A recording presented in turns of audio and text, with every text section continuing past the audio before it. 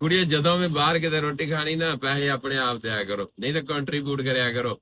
ਤੇ ਜੇ ਬਾਹਲੀ ਗੱਲ ਹੋ ਕਵੇ ਸਾਡੇ ਪੈਸੇ ਨਹੀਂ ਦੇਣੇ, ਅਸੀਂ ਰੋਟੀ ਵੀ ਨਹੀਂ ਖਾਣੀ। ਕਿਉਂਕਿ ਕੱਲ ਨੂੰ ਕੋਈ ਇਹੋ ਜਿਹਾ ਕੰਜਰ ਉੱਠ ਕੇ ਹਰਾਮ ਦਾ, ਠੀਕ ਆ, ਇਹ ਆਣ ਕੇ ਕਹੇ ਕਿ ਮੈਂ ਪੈਸੇ ਵਸੂਲ ਕਰਨੇ ਆ, ਯਾਰ ਕਿੱਡਾ ਹਰਾਮੀ ਬੰਦਾ ਹੋਊਗਾ। ਪਰ ਇਹ ਹੁੰਦਾ ਵਾ, ਇਹੋ ਜਿਹੇ ਕੰਜਰ ਹੁੰਦੇ ਆ। ਤੁਹਾਨੂੰ ਪਤਾ ਇਤਿਹਾਸ ਦੇ ਵਿੱਚ ਜਦੋਂ ਮਾਤਾ ਸੀਤਾ ਤੇ ਉਹ ਪਾਂਡਵਾਂ ਦਾ ਹਨਾ ਉਹ ਹੋਇਆ ਸੀ, ਤੇ ਉੱਥੇ ਸਾਰੇ ਕੰਜਰ ਜਦੋਂ ਮਾਤਾ ਸੀਤਾ ਦੇ ਨਾਲ ਏਦਾਂ ਕੋ ਹੋਣ ਡਿਆ ਤੇ ਹੱਸਣ ਡੇ, ਤਾੜੀਆਂ ਮਾਰਨ ਡੇ, ਇਹ ਉਹ ਹੀ ਸਾਰੇ, ਇਹ ਉਹ ਕੰਜਰ ਹੀ ਉੱਥੇ।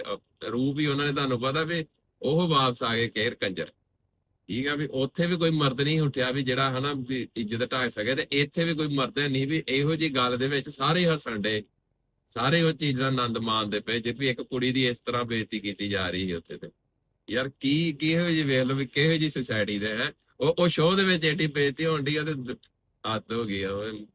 ਮਤਲਬ ਹਰ ਇੱਕ ਨੂੰ ਲਾਹਨਤ ਆ ਬਹੁਤ, ਜਿਹੜਾ ਵੀ ਉਹ ਸ਼ੋਅ ਦੇ ਵਿੱਚ ਹੈਗਾ, ਹਰ ਇੱਕ ਦੀ ਲਾਹਨਤ ਆ, ਲੱਖ ਦੀ ਲਾਹਨਤ।